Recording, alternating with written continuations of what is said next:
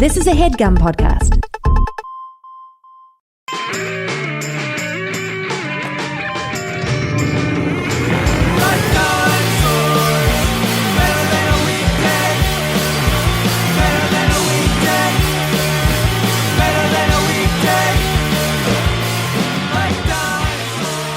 Everybody, welcome to the Jeff Rubin Show, coming to you today from High and Mighty Studios. This is very exciting. This is more exciting for me, Jeff. So I'm in LA, at the apartment of Jon Gabrus, host of High and Mighty, and Jon has been on this podcast, but not in a long time, actually, because he moved to LA. Yeah. And, but also you were on all the old web stuff I did basically all the time.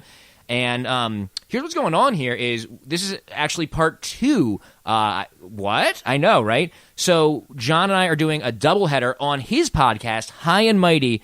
Last week, we discussed Blade 1 on this podcast, the Jeff Rubin Show. This week, we are going to be discussing Blade 2. How convenient. So, and we will leave out how difficult it was for us to do the math of when our podcasts come out and who should do Blade 1 and who should do Blade 2. So, if, you can listen to this one first. Hopefully you've seen both Blade movies. I feel like people that listen to either of our podcasts, pretty high percentage of them have seen both Blade 1 and 2. I think it's pretty safe to say that. But maybe you want to take a pause, go back and check out Jon's podcast, High and Mighty, and listen to us talk about Blade 1, and also listen to the rest of the great episodes. Jon's podcast, Jon said some nice things about me on his podcast, so I want to return the favor. And this is the only reason I did, so that I can get compliments. But Jon's show is actually, as Jon pointed out, a lot like, is like mine in that Jon just finds, I'm calling you Jon all of a sudden. It's very weird. Gabrus over here finds things that are interesting to him and finds interesting people who know a lot about it and just completely unprepared interviews them. Right.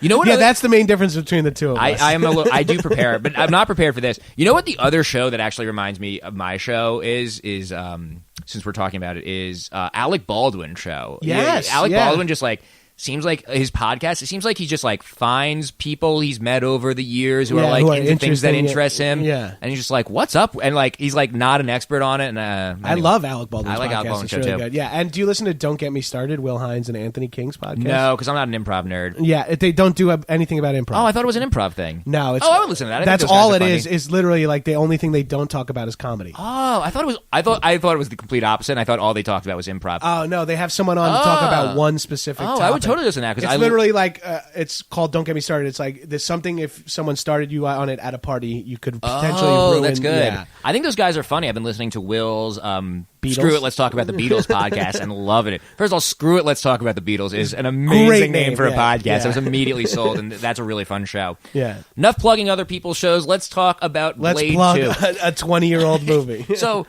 in case you didn't listen to Jon's show, quick setup is I fucking love the Blade movies so much. They're two of my favorite movies. We just spent a whole episode of Jon's show talking about how Blade 1 is pretty much the first modern superhero movie, how it predates The Matrix by a year and kind of set up a lot of stuff that you see in The Matrix.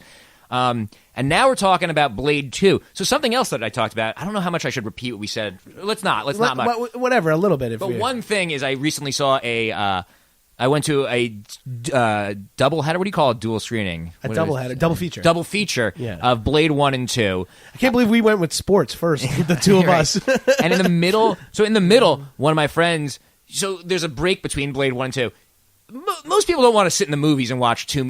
It was just a normal price ticket, so a lot of people were satisfied to leave after Blade 1. Like New Beverly, often people come for the second one or leave after the first one. Right. Yeah. So one of my friends was like, that was pretty good. Is Blade 2 better than Blade 1? And I was like, motherfucker, you've got no idea. As good as Blade 1 is, Blade 2 is 10 times better. I was just going to say, and we talked about Blade 1 for an hour and we both loved it so much, but I like Blade 2 even more. It is. Because it's Guillermo del Toro. It's Guillermo del Toro. So is this Guillermo del Toro's first? No, he did Mimic. I think this is his second major Hollywood movie. Oh, wow. This predates Hellboy.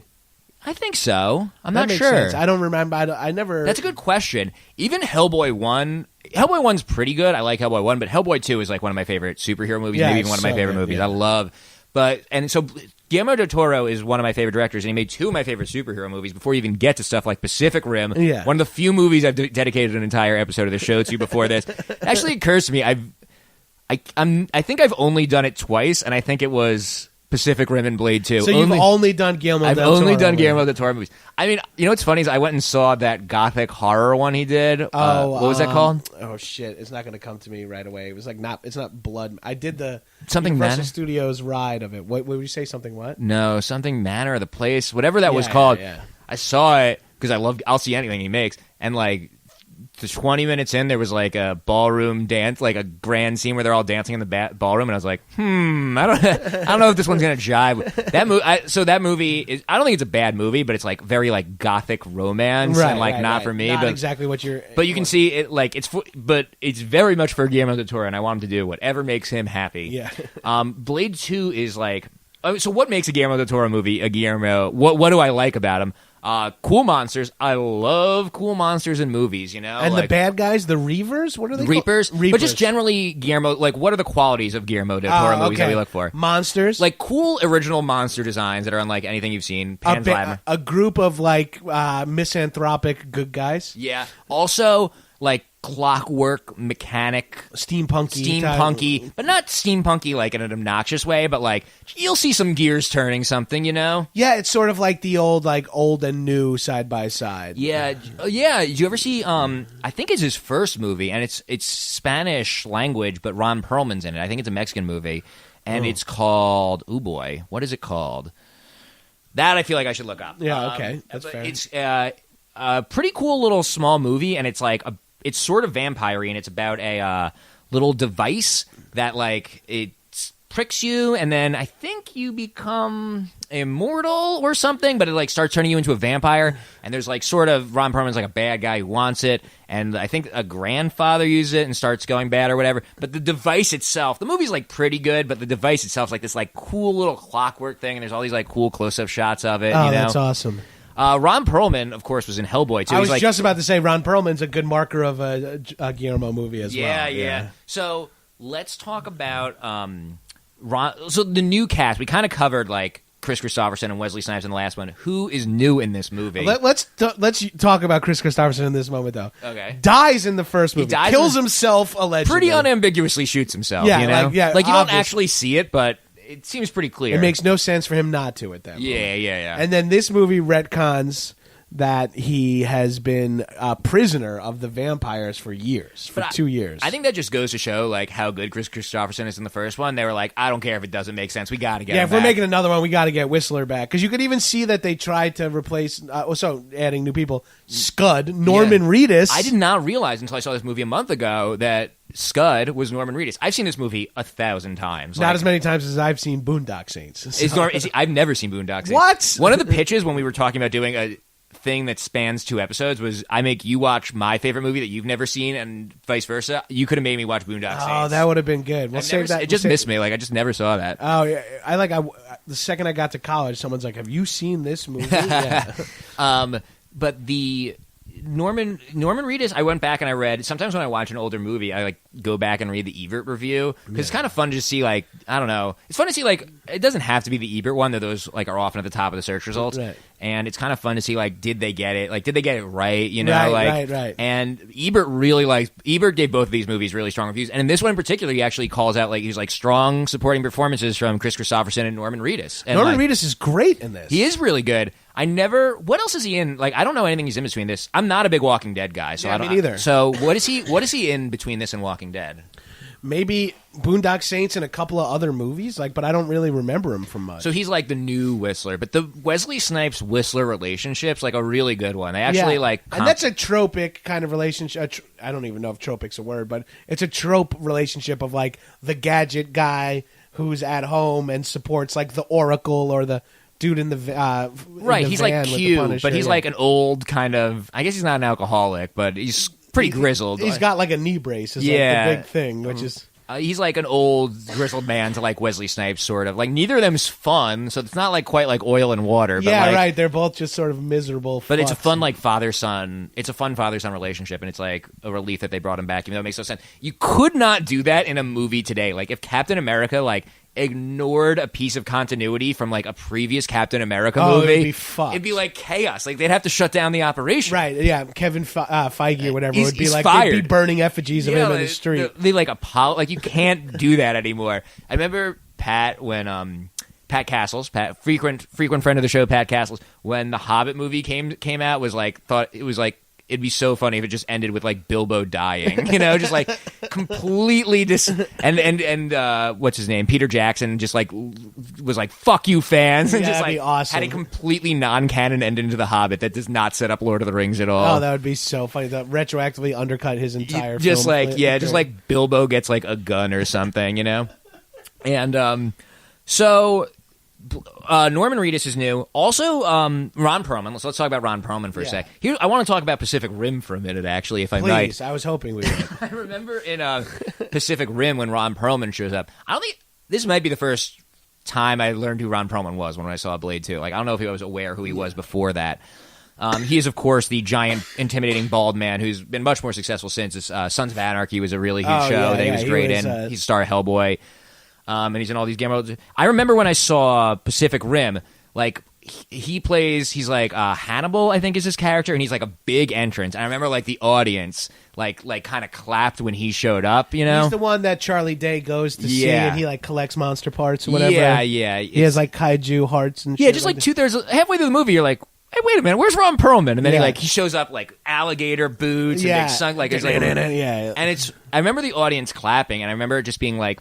I thought it was a really great use of an actor, and of course the great actor Ron Perlman, who Guillermo del Toro plays like an instrument almost. He knows exactly how to use him. That he just places him in the scene, and it's like everyone loves the character. Like you get he's playing like kind of a Ron Perlman character, and like it's like he's introduced in the middle of the movie, and it made like I feel like everyone just like kind of got it and like knew who he was supposed to be because he's playing like the kind of the Ron Perlman movie. He's played in like all the cocky guy, intimidating guy. He's played in like all the other movies. Yeah. And it saved a lot of trouble. That starts in Blade 2. He is exactly that in Blade 2. Yeah. He just doesn't have the momentum of people of audience knowing who he is. Right. But he does get the great reveal when they're running him through the crew, and the names are like Lighthammer, blah, blah, blah, this person, Venom, Ghostbite, and then it's like... and Reinhard or Reinhardt. And then he like turns slowly around with a big grin and sunglasses on, and he gets like his big Ron Perlman reveal. It just doesn't carry as much weight. You just don't know. I mean, but it's such a fucking cool. And that's sorry, keep going about Ron Perlman. I was just gonna say, I just remembered he was Beast in the Beauty and the Beast show that Linda Hamilton was on. So he was like around, like he was like a working actor, but I don't think he was like you'd put him on a movie poster just yet. Right. Donnie Yen is one of the Donnie Yen is someone, even a month ago when I saw this movie, I didn't know until I saw it again recently, and I realized Donnie Yen was he's got eyeliner on, so it's a little confusing. But Donnie Yen is in in the Blood Pack. He's one of the guys. Oh, I just remembered someone we forgot. Jared, who's kind of the Reaper, who is the bad guy both Blade and the vampires are chasing, is Luke Goss, who would later go on to be also the bad guy in Hellboy 2. He's like the Elf King in Hellboy 2. So Guillermo del Toro must have been like, yeah, you put this guy in some monster makeup, he does pretty good. He is good. He is good in this movie. It's not a great... What's like the overall conceit of Blade 2? We didn't even talk about this with Blade 1. So it's a very sequel-y thing where... we are assuming you have an extreme familiarity with these two movies that came out 20 years ago for both these episodes. Blade 2 is a pretty sequel-y thing where the Blade, the good guy, the vampire hunter, teams up with the vampires he was hunting in the first movie because of an even badder bad guy who everyone's afraid of. That's the Fast and the Furious algorithm. Right. They're going to be like, by Fast 15, it's going to be every bad guy they've ever faced is alt. Like, in the most recent Fast and the Furious, they do so much work to make you forget that Jason Statham killed Han and killed like a bunch of people. They make him such a good guy so that he could be on the team going forward. I'm sure there's other examples, but the other one that jumps to mind for me is Pirates of the Caribbean. Actually, it was like in the second and third one, it's like the pirates are under threat now, so Barbossa's got to join. Well, it's like one of those things where it's like he was very good in the movie, but would it be unoriginal for him to fight them again? You know what I mean? Right. This movie doesn't make as much because it's not the exact same people from the first one, which is cool.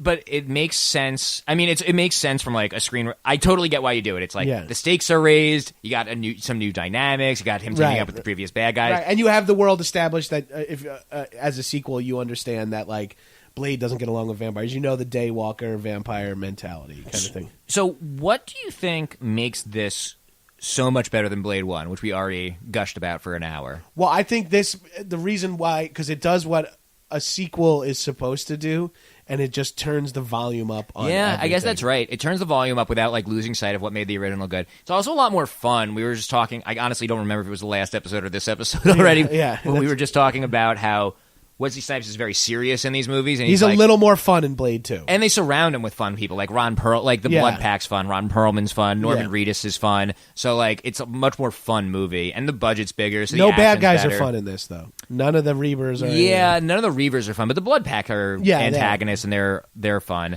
And Scud's, we learn later, is an antagonist. That's a fucking awful twist. Really? Well, I mean...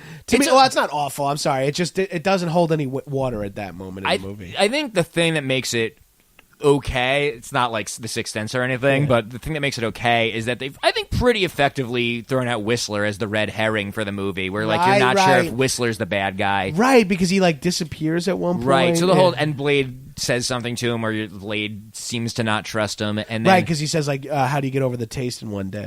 Or the thirst. So you're thinking like you're just like spending what mental energy you are trying to predict the movie, being like, "Is Whistler a bad guy?" So you're not even thinking about Scud, right? Who also I didn't realize the first time I saw the movie smokes weed the entire film. Hand rolled cigarettes or true? Like that's what I was wondering. I think it's weed. I think it's weed too. I mean, because when Whistler meets him, he's welding, and then he finishes welding by lighting a joint with an arc welder. I mean, I think like they're pretty clearly joints. I can't. Me too. I mean, I don't think the X-ray shot or anything, but like that's how I read it. I guess I often will think that when I see someone like smoking in a movie, but I think they usually make it pretty clear. It fits his character too, right? Yeah, I like that they don't talk about it though. Yeah, it's never mentioned. Burning J's. So that we talked about this a little in the first one, how it's like such an R-rated movie, and how like it's extremely gory. I actually wrote down.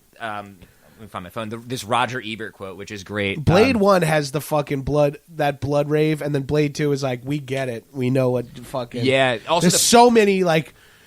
In Blade 2, there's the end fight where Wesley Snipes rises out of like a fucking hot tub full of blood. There's like a lot of blood stuff, which is always awesome. I didn't write down the Ebert review like I thought I did, but, go look it up. He calls it like he's like very impressed by it, but he calls it like a glorious viscera of something. Yeah, that's cool. And then I read his review of the third one, which he hated, which is correct, and he talks about how like he actually quotes himself, and he's like, I called it this, which kind of sounds like damning it like with faint praise, but it actually is a great movie. The first one has the gore of the fat dude. I think that fat guy who gets melted in the first one is Pearl is probably the grossest thing, and the blood rave. But the blood rave, and then also the blood god summoning is pretty gross with like those wrist slit and stuff like that. But this one turns it up. I mean, like the Reavers. The Reavers are these new vampires who like have this slit in their chin that like opens up almost like alien style to like reveal a like proboscis, Predator. Maybe Yeah, is that what that is? Like when you have I think proboscis is a nose, right? There's a technical term for the thing that comes out of the alien. It's like mouth. mandibles. Yeah, right. Like because it is like Predator-esque too. It's actually like both because it opens wide like. It opens vertically like opens horizontally like Predator, but then a little tongue barb thing comes out like Alien, which is cool as fuck. I kind of got sidetracked when we were talking about it earlier, but that's what I love so much about Guillermo del Toro movies is those monsters. Like I think like I say this about video games all the time. It's a little less true, but it's still true in movies. Like why would you like if you're making a video game? I'll say like to me it's so boring to make a video game with. Like regular people doing like with guns and regular stuff. Like you could do anything. Right. Like give them a cool design. Like that's the whole fun part of me is like making up cool stuff. And Guillermo del Toro gets that. He does it, and he does it cool with the Blood Pact guys. Yeah, too. They're all such interesting. And like they're pretty expendable. Except Ron Perlman, but they do all have. They set him up in like a cool way. Like Lighthammer is like this big tough guy with a fucking silver hammer that he swings. Like it reminds me of Aliens actually. Like kind of in Aliens, you get like the cool pack of people who like you learn a little bit about them before they start getting picked off. The Vasquezes of the world. The best monster movie this side of Labyrinth for me is Hellboy 2. Like Hellboy 1 is good, but like Hellboy it's a little lower. But Hellboy 2 is the Blade 2 of Hellboy. Yeah. It just turns up Hellboy 1, and Hellboy 1's good, but Hellboy 2 has like so many. Like there's a scene where they go to like some weird monster bazaar. Yeah. And, like.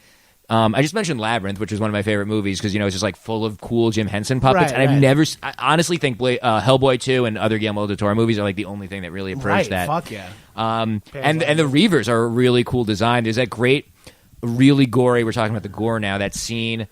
It's at the end of this movie's rave scene, the House of Pain. Oh, I love that it's a church called the House of Pain, and they kill that one Reaver, and like they can't kill it, and like. They cut it in half, and like they go. There's like an autopsy of it. Oh well, before the autopsy, which is awesome, their buddy, the long-haired blood pack guy, is turning. Blade slices the top half of his head off, exposing his brain, and he still doesn't die. So then he turns and shoots a couple of holes, and the light kills him. But then the top half of the head sits there, and the eye is just blinking. Still blinking, showing you like how durable they are. Terrifying. Yeah. And the autopsy scene is nasty in a fun way. It's like so visceral what they're showing. But it's also like pink and green. Right. It's like and not real. It's not real, but that's what makes it. But it is like Cronenberg-esque in that it has like it's organic scary. You know what I mean? It's like because it's practical and because it's biological. There's like that pulsing little mouth thing that they drop blood into. Like, it's like that's disgusting. That day on set, like there's probably just like a team of like awesome artists who Guillermo works with all the time. Who's just like I need more green sludge coming out. Can of this this be slimier, please? It's all so specific. What do you think about the action in this one compared to the action in the first one? It's so good. Yeah. I mean, the action in the first one is very good. This, again, just turns it up. The fight scenes are bigger, longer. Great, simple fight. Like, I love a movie, and Fast and the Furious kind of does this, where it's like, oh, I'm a fan of big budget action movies. I like when there's a fist fight, like a gritty street fight. I also like when there's ninjas. I also like when there's guns. I like snipers. I like you have a little something for everyone. And you have a little something for everyone. And this movie has that opening sequence when they come to deliver the message. Yeah, and they come as those two silent ninjas, like flipping through. And I'm like, that's not even the first action scene. Like there's like there's like a cold open where he's getting information about Whistler. I guess. He rescues Whistler. Yeah, that scene. The cold open is the bad guy revealing this how the Reavers work. You're right. Yeah. But there's still another. There's that Russia sequence. You're right. That's the cold open. There's another action scene though where he finds Whistler because the ninjas don't show up. And he kills all those guys. Yeah. So I mean, we were just saying how Blade 1 has all these great action scenes. We were really able to think of 3. We just thought of 3 in the first like 15 minutes of this movie. Blade 2 has like 25 more after this. The other thing about the Blade 2 action scenes that I've never really gotten about the movie is the movie has, like Wesley Snipes, a deep respect for martial arts. You got Donnie Yen. That's not a coincidence. No. The movie likes martial arts. But this movie, there's a few really specific pro wrestling moments where Blade suplexes a dude. The vampire like elbow drops him. Like they're very clearly pro wrestling. And I think this wasn't like pro wrestling. Like this was probably like Stone.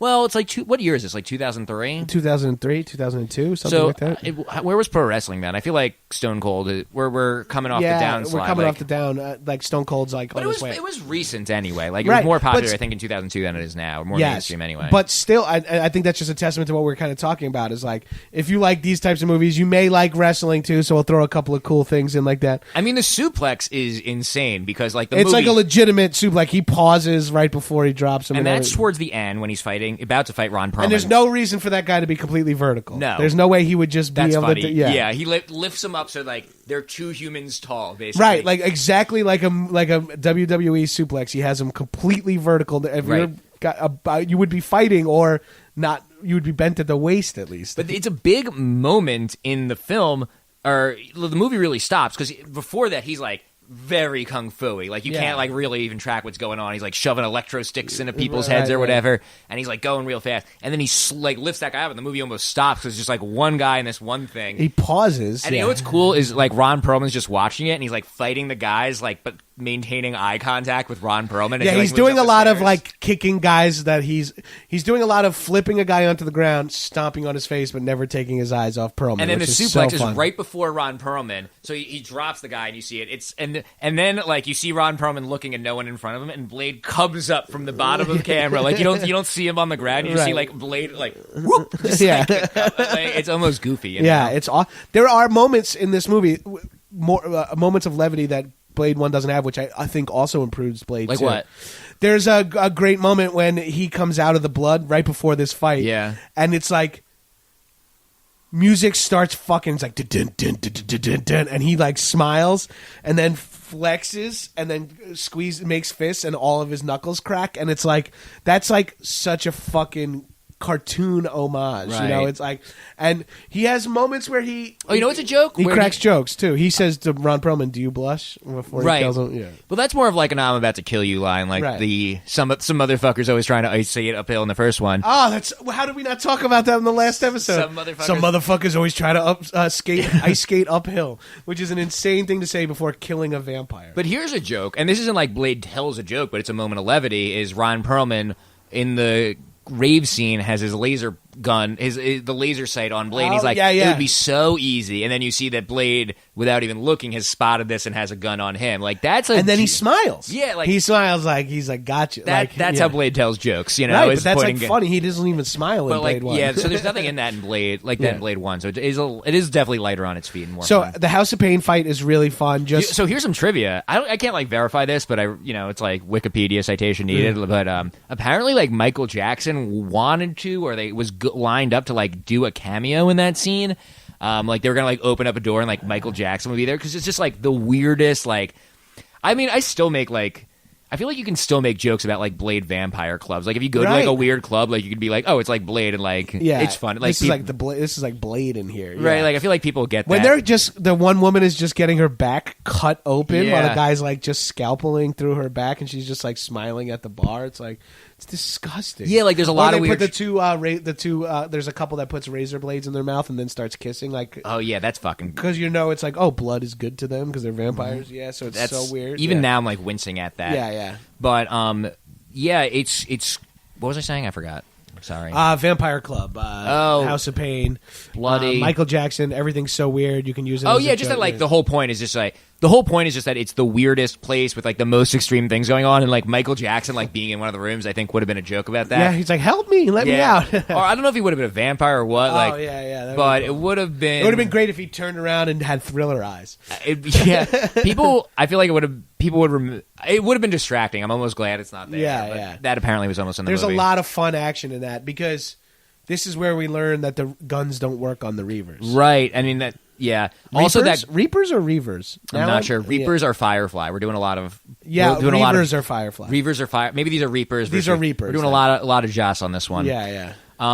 Also, that there's that kind of great movie cliche where I believe Lighthammer, the big dude, gets bitten, but like doesn't tell anyone he's been bitten. That's like a horror movie cliche. Totally, like someone hiding the zombie. It's just only in my back. Yeah, it's like I'm okay, and then like everyone goes and he like peeks at it, and it's gotten a little worse. But it's a little different here because it's like the vampire is the one that's been bitten. So it's like, and then there's a great scene that also that's what really crystallized the aliens thing for me is there's a great scene where his, I guess, girlfriend, I don't remember her name, but she's part of the Blood Pact too, and she sees what's happening and she kills them both. Like so they climb up and she opens the sewer manhole, so they both get sunlight on them.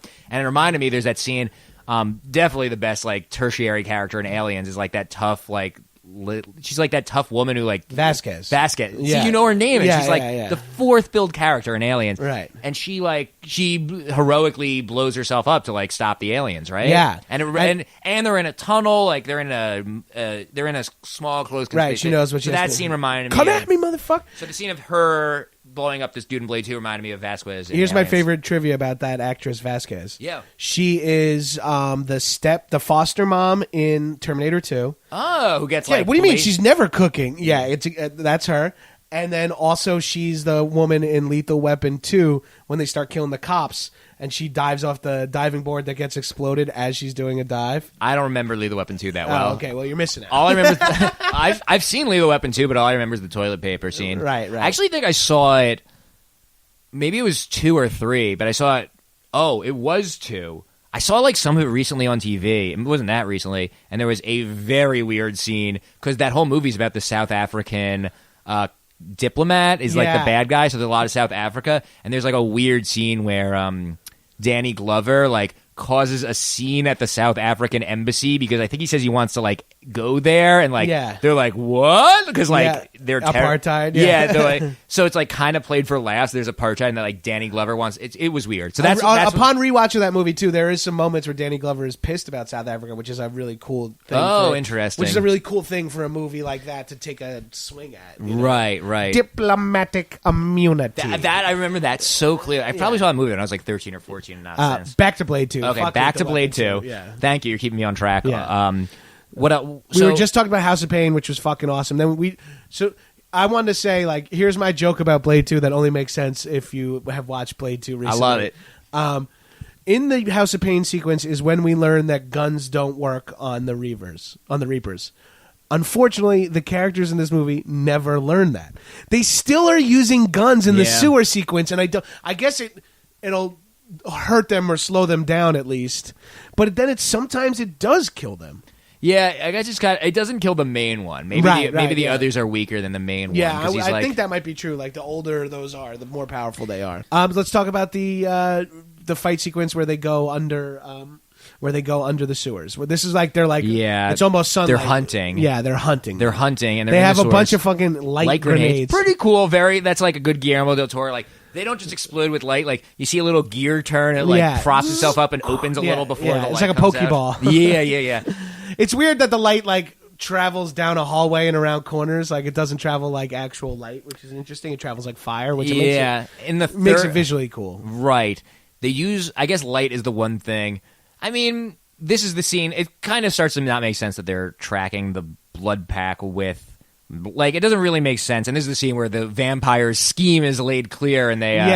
they're going to kill Whistler. The two, Chupo, which is a great name. Chupo and Reinhardt are going to kill Whistler. Those are three insane names. Yeah. Chupo and Reinhardt are going to kill Whistler. Here's a good joke in Blade 2, is that they have a lawyer. The vampires have a lawyer. Oh, great line. And the lawyer's like... Blade goes, you're a human. And he's like, lawyer. Oh, I fucked it up. Yeah. You're a human. The lawyer says, almost, I'm a lawyer. That's like a that's great. That's a like clean hit. Dad joke. Yeah, it's a perfect joke. Yeah, he has a great death too. He does. He gets shot by Whistler from underneath. Yeah, I like the idea that like humans in Blade like can be convinced to work for the vampires so that they might get turned by them. Like, I get that. That makes sense. It's like I think when you find out that Scud is flipped, he has that great line. It's like, I'd rather be a pet than cattle. Yeah, you know what scene? That's like betting on the vampires winning, which is not a bad idea necessarily. A really cool scene in a horror movie that really stuck with me is in I think it's called Land of the Dead, the fourth George Romero of the Dead movie that he made like 20 years after, let's say. Not Dawn of the Dead. What's the third one? Oh, I don't remember. Anyway, it's the fourth one. It's like from the 2000s. Dennis Hopper's in it. John Leguizamo's in it. I don't think I've seen it. Anyway, John Leguizamo's like one of the main zombie hunters, and at the end he's bitten, and one of his, in like the climactic scene or whatever, and one of his friends like, leaves him a gun. He's like, no, I want to see how the other side lives. And that always stuck with me. Like the idea that like someone would like will be like, you know what? Like I'm down. Like I'll figure it out. Let's see what's up. Like I don't know. Like that scene always stuck with me because I don't know. It seemed reasonable. Like that's completely fair. Like I don't know that I'd make that decision, but like it just seemed interesting, and like I kind of get that. And I would have killed myself hours ago in any of these situations. Right. But in Blade 2, I don't know. I think that's like an interesting thing. We were talking, I think, in the last when we were talking about Blade 1, just about how like there's interesting bits of world building, like you don't really have to pay attention to on the fringes of the movie. Right. I didn't fully follow in Blade 2, even upon the 15th viewing. This as I watched it last night and this morning. The shit with like he's actually the son, like give him this ring. Like it's like 12 there's like 12 different turns. Like the guy who the Reaper who we think is the Reaper who we think is the bad guy is the son of the Reaper who's the actual bad guy. Yeah. The father is working with the Middle Eastern chick who is like Blade's love interest, fake love interest, like asexual love interest. Yeah, Blade doesn't have time for love, Like he would if he could, but he just can't. Daywalker. Yeah, and then the father. So that's her brother, but he they want to do something that they don't want to deal with him. They don't want him to be part of it. It's also revealed that they have designed him. I think they presented it that like it organically evolved, but it turns out it's like they made it, and it like they were trying to design something, and this was a mistake on the way. Like they were trying to design more stronger vampires or whatever. Right. I am unclear on exactly.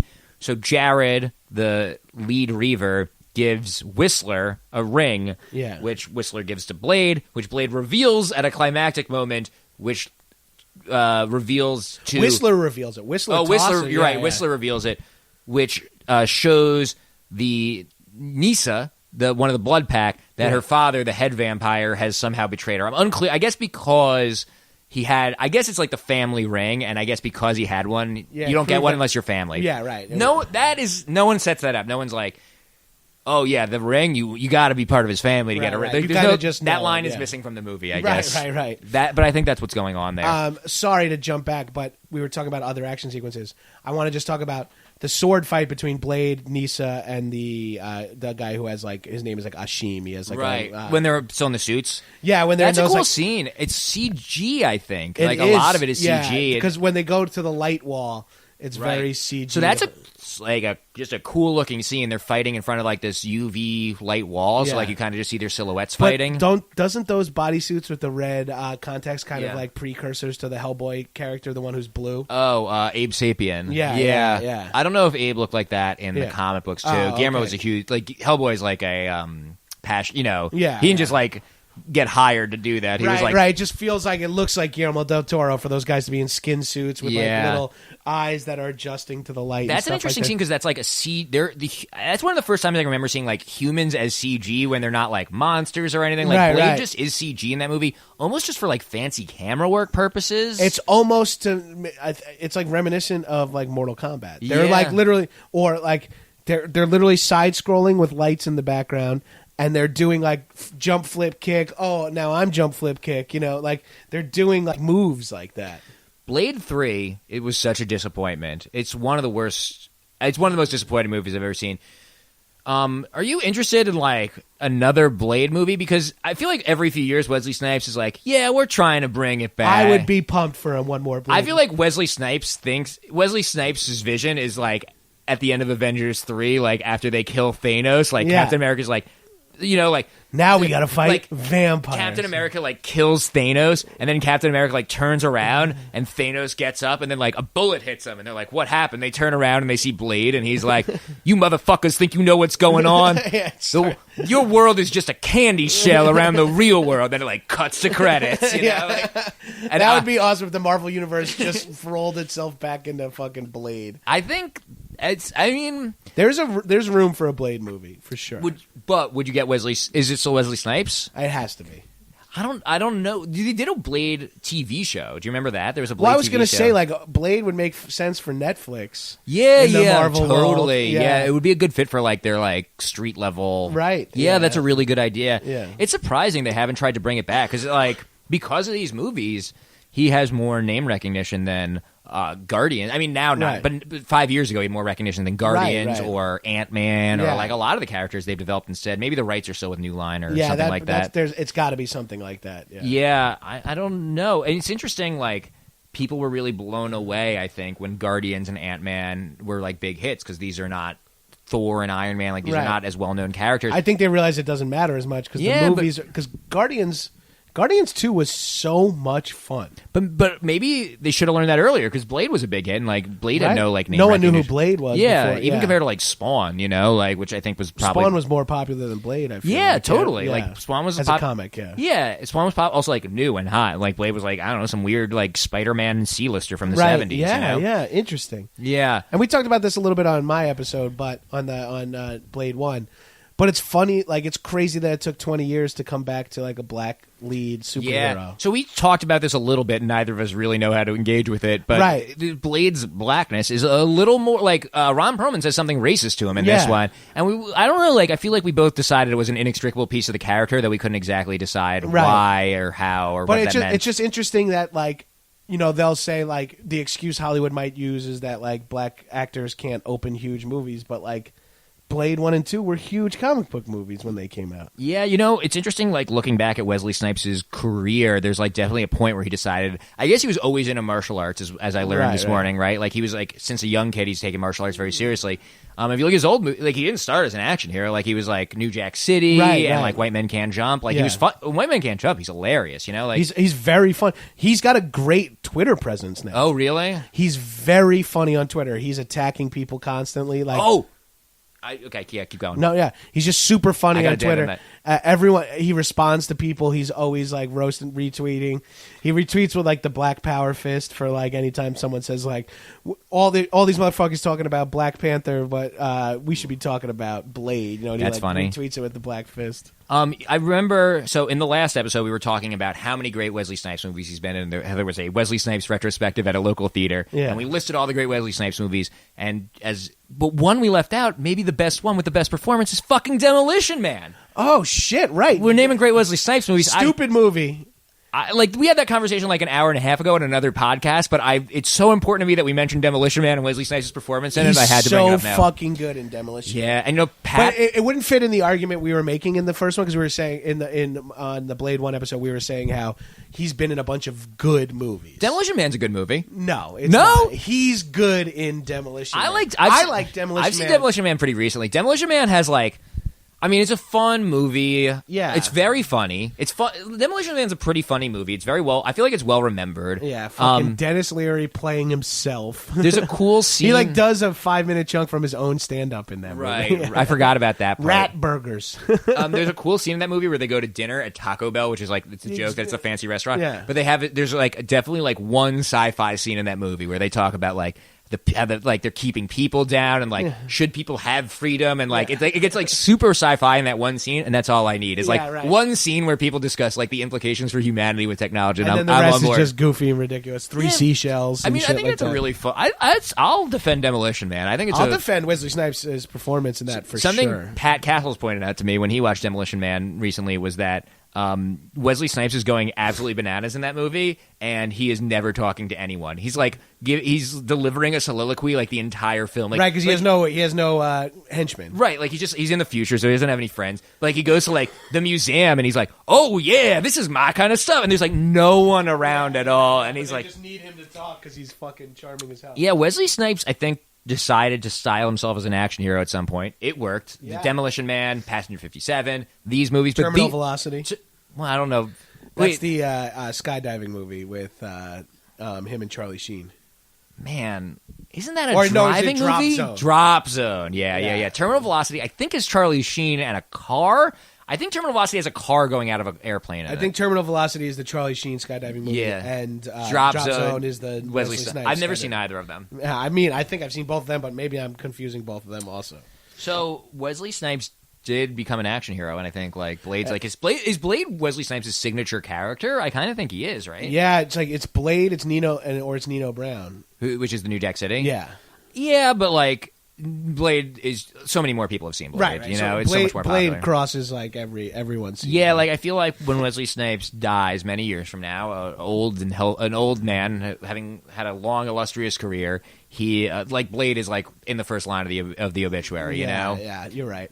What were some of the other action after the sewer action sequence? We have Blade has to go in and he has to go. He gets kidnapped at the end of it. He gets taken because again they're going to use the Daywalker blood to really finalize the sort of similar to the first one, right?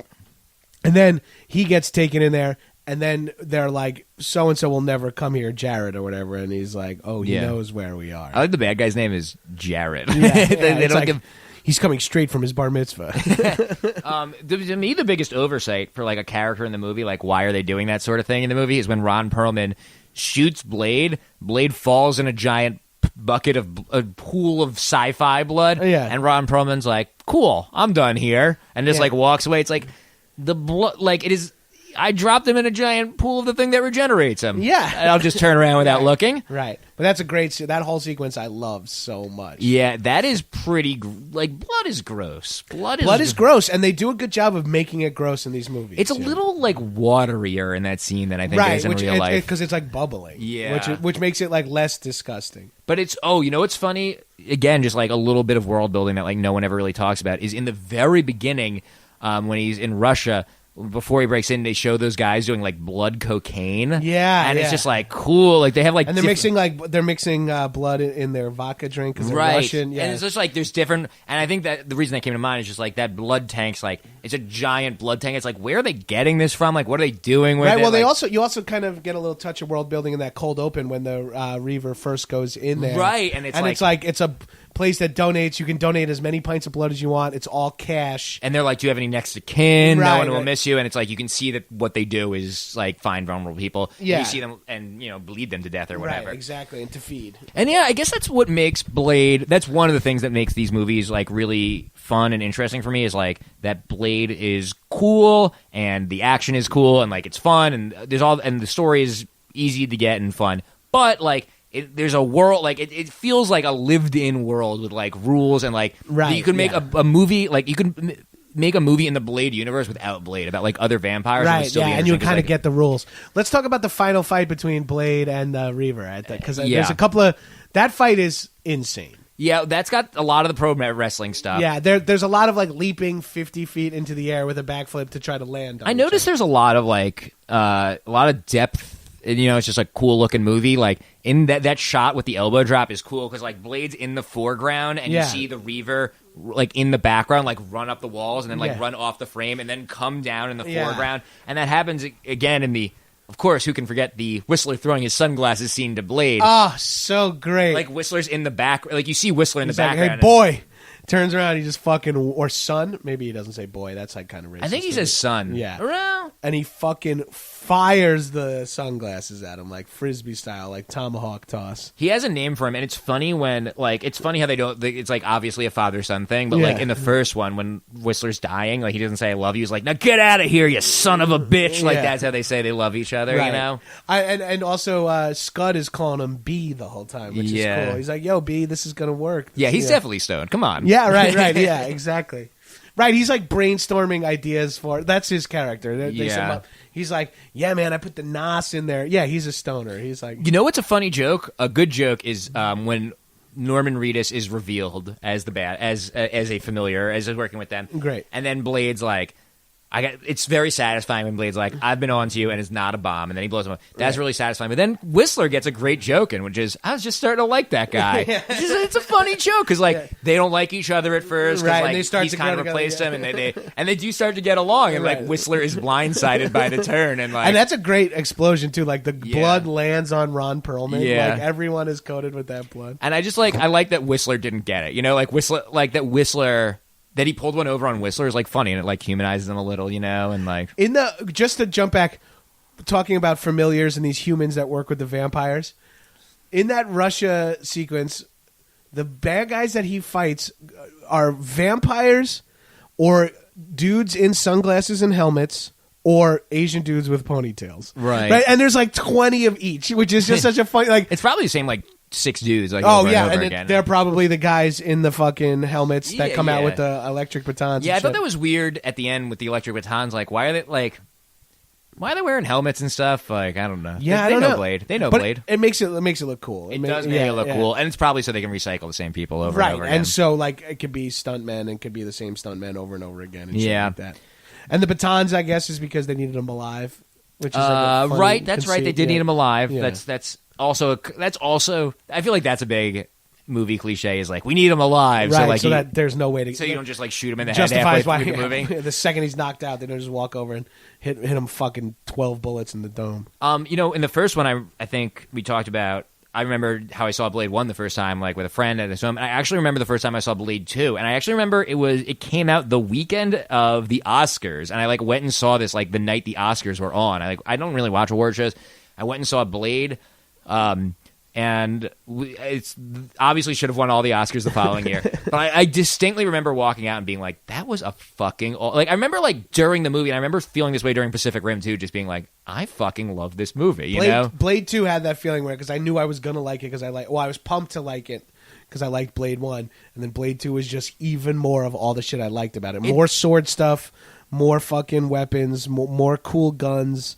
Ron Perlman's pistols that are also knives is such a fucking cool thing. In terms of sequels that like turn up the original without kind of losing what made the original special, I wonder if it's one of the best sequels. I mean, like, I wouldn't say it's as good a movie as Godfather 2, but just in terms of like, I think T2 is like the best T2 sequel. Is bad. Yeah, T2 is but bad. It's not the same movie as T1. Right, and Alien and Aliens would be a similar thing. Right. T2 and T1 are fairly similar, closer than Alien and Aliens. Right, I but they're say. just like completely different levels of movies. But I guess in terms of movies that are not in any way different, where 2 is like a little bit of a feels a lot like the first one. Let's say, like I'm struggling to think of one where the second one like improved as much as the first one while staying in the same lane. You know, right? Yeah, it's like John Wick 2 was very good, but it didn't like blow like John Wick 1 out of the way. Yeah. I thought it was not even close. I liked John Wick 2, but like it was not as good as John Wick 1. No, and it wasn't. Much less better. Like I love Captain America 2, but like I think it's basically completely different than Captain America 1. Captain America 1 I saw with you. Oh yeah, that's right. Yeah. Captain America, I love Winter Soldier. That's like that might be my favorite Marvel movie, but that's like not a sequel in the same way Blade 1 to Blade 2 is, right, you know? Yeah, I'm really struggling. Oh, Hellboy 2. That's the other right, one. Hellboy 2. It's got to be Del Toro. Yeah. I wonder what his next movie is. Is he doing Pacific Rim 2 though? I thought I heard that. There is a Pacific Rim 2, and I'm sure he's producing it and maybe even has a writing credit on it, but I don't think he's directing it. Oh. He is hard to keep up with, especially because he's obviously one of my favorite directors if you haven't picked up on that yet, but he's always doing so many things. Like, he's always got so many projects that are maybe going to happen that he's very difficult to keep up with what he's actually doing. I think they're making another Hellboy, but it's not going to be it's like a reboot, not Ron Perlman Hellboy. Interesting. Which is... Oh, I think I saw that because people were not happy that it wasn't Yeah, I mean, I think until recently the hope was alive that there might one day be another Ron Perlman Hellboy movie, but I guess that ship has sailed, which is too bad. Because they want to maybe make 10 more. Yeah, I guess that makes sense. I mean, I'd be sad to... That's such a great role, and I'd be sad... That's iconic for Ron Perlman to be Hellboy. Well, yeah. Hellboy sort of looks like Ron Perlman the way Ron Perlman looks like Hellboy. Yeah, but Ron Perlman... I think if people know him now, it's from Sons of Anarchy, you know? Like, that I think really put him on the map for a lot of people. I mean, especially because in Hellboy he's under such heavy makeup, you know? It's hard to really see him. I watched all of Sons of Anarchy. Me too. I talk about it a lot on this podcast. I don't know why it keeps coming up. That's so funny. I didn't even like it after the fourth season. I didn't like it after the second season. It's probably the worst show I stuck with. Like, yeah, but there's some... Cause, Donal Logue's on that show. Right! He pops up at the end, as like a heroin-addicted internal affair. Like, right. What about that show? Because I know so many people who have good taste in TV and movies. Stuck with it. Who stuck with it. And once they went to Ireland, it was complete garbage. That's the third season. Yeah. The second season was... Yeah, why did people stick with it even though it's bad? Is that your question? Because I watched 4 more seasons after season 3. I don't know. There were moments of greatness where like it felt like it was going to be good again. Like there were some cool parts. Really great cast. I mean, Ron Perlman's great. Yeah, like, the cast is great. Charlie Hunnam's great, but like also all the surrounding people. Like I saw Tig in something recently, and I was like, "Fuck yeah, Tig rules!" And like, oh shit, wait, hold on, because I just saw Tig in something too. And was it Guardians? It's Guardians. He's in Guardians too. He's like with still on the Stallone planet. Or something. He's also in. He's got a small part in. No, that wasn't Tig. This is the Irish dude. You're thinking of Chibs. Chibs, yeah. Yes, and that's what it was. And Chibs is also in Braveheart. And I just recently rewatched Braveheart, and I was like, Tiff, that's Chibs. Tig is in Battlefield Earth. Yes, Tig hasn't had that great of a... But anyway, it's like when the cast is really good, and like even when the show it didn't feel like it made the show watchable. It was I guess, and it was always 40 minutes. Like, you know what I mean? If you watch it was not always 40 minutes. Like right, because then it eventually started being like an hour. I think it was so popular they started letting Kurt Sutter just like do whatever. Do he like wanted. hour and a half episodes with commercials. All right, so back to Blade 2. But Ron Perlman, if anything makes that show watchable, it's Ron Perlman and the cast and I think that's part of what makes Blade 2 so great too. Right, yeah, because Ron Perlman's fucking awesome in this. And it's really like he has like a lot of moments where you're like, oh, he's an asshole, but Ron Perlman's believable that he's the type of guy that could be an asshole and then be your friend, but then he's revealed to not be a friend at the end. Is there any actor on the scene today who could play Blade, or maybe a director who could take it over? Like, I wonder if there's like a cool new director who I'd like to see do it. Ooh, yeah, it would kind of maybe like Ty West or like one of the new like horror directors would be cool. That could be Ty fun. West is like a little mumblecore, so I don't Yeah. know if he'd do like a big kung fu scene, but it'd be cool to see one of these new cool horror directors take it Yeah, on. or like the guys who did The Guest, Wingard, Adam Wingard. The Guest, yeah, and yeah. Your Next were there too. Oh, I loved Your Next. What Yeah. was after that? I like the next one too. The Guest. Didn't they do something after that? Did they do it? Maybe I just saw Your Next after I saw The Guest. Yeah, they're both fucking great movies. Yeah, I like. They might have done one more. I'm I trying. think to they did remember. something else that I Yeah. liked even more than those other two. Yeah, I don't remember. So maybe one of those guys would be cool. Like, there's a lot of Yeah, good horror directors someone who out could there. do action well too. I mean, like, what if the dudes who do John Wick did Blade? It'd be sick. I think your Netflix idea is a good one. Like, I could definitely see that working. Like, Netflix has competent martial arts, like street level. Like, Yeah. horror would be a different vibe than the other ones. You know, Right. And then you can have some like Daredevil helps you against some vampires. And I shit. also want to see like just the vampire world. Like, I want to spin off just about like vampire corporate world and Right, like yeah, like that's all of them. interesting, Like, there yeah. could be cool like intrigue like there. a House of Cards in like a vampire world. Right. Like, I think that's a really rich thing. Did too. you watch True Blood? No, I didn't like Yeah. True Blood. I watched the first episode or two, and I was like, this feels like erotic fan fiction for another better show. True Blood was like another show that I dug, watched 2 seasons of, started to dislike, and then watched 5 more. Did you ever see Daybreakers? I think we mentioned in the last one. No, I didn't. Is that the Ethan Hawke movie? Yeah, Ethan Hawke and Sam Neill actually Oh, is I a love vampire. Sam Neill. Did you see that New Zealand movie he's in? Wilder Hunt People? for the Wilder People? Yeah, he's great. He's so good in that. So this is a movie. It's almost like a What If for Blade, where like the corporate vampires actually won, and the world has been taken over by vampires. And it's like an okay movie, but it's got a lot of this stuff we've been talking about for the last 2 hours, like cool world building stuff, where like you see the way the vampires like adjusted to the world to be their. Like the hours have been flipped. Yeah, like and office at night and sleep And there. I think the inciting incident is that they're running out of blood. Like they're running out of human blood. Like they've exhausted all the human blood resources, and they're trying to figure out something new. And that makes that sets the movie off. That's the conceit of True Blood too, because True Blood is the artificial blood that they make, Right. that staves off the cravings. So in this movie, Sam Neill's like the evil vampire CEO or president who like is trying. I forget what he's doing to try to make it work, but it's very Blade-like in its kind of corporate intrigue plus like horror, which I think is like a really fun space to play in.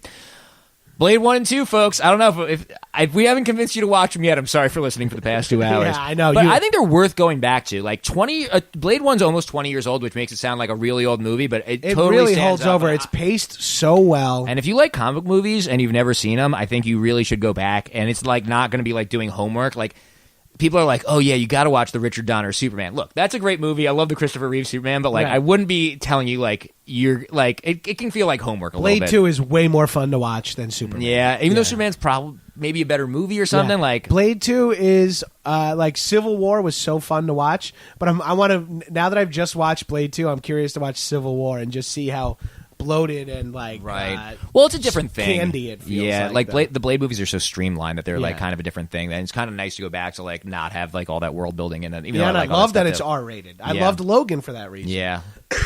All right. We've reached the section of the show where we plug things. John, tell us about your podcast. I think we did a little bit of it earlier. But Yeah, but hit check one more out my time. podcast called High and Mighty every Thursday. It's very similar. If you like the Jeff Rubin show, you'll like High and Mighty. Who's coming up on the show? You just told me about one as I was coming in, and I was like, I want to listen to that. Oh, recently that would have been I did an episode about Wilderness with Ross Right. Kimball, who's Yes. a very funny comic and a giant, and he used to be an outdoors guide, so it was a lot of fun. Now, are you into? Did you know Russ, and you were like, "Oh, it'd be fun to talk about Russ about the wilderness"? Or are you into the I wilderness? started like I'm into it, but I'm just getting around to like getting into it more and more. Because my Tiff won't camp or do anything like that because she's so afraid. But you live in of Los heights. Angeles, so you can drive somewhere for the day, you Right, know? and I've been doing stuff like that Yeah. more and more, where it's like even like. And when we were in New Zealand, we did a couple of hikes to these waterfalls and shit that I was just like, oh, I need to pursue stuff Yeah, like that's what this happened to in me. life. Is I saw internet.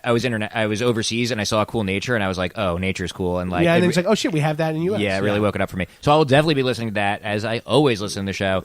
John, what a pleasure to have you back on, Dude, thanks for having me, man. And Wesley Snipes, thank you. Wesley Snipes, thank you for everything. You'll be tagged in a tweet about these 2 episodes for sure. Yeah. All right, great. Thank you again, John. Later. That was a HeadGum podcast.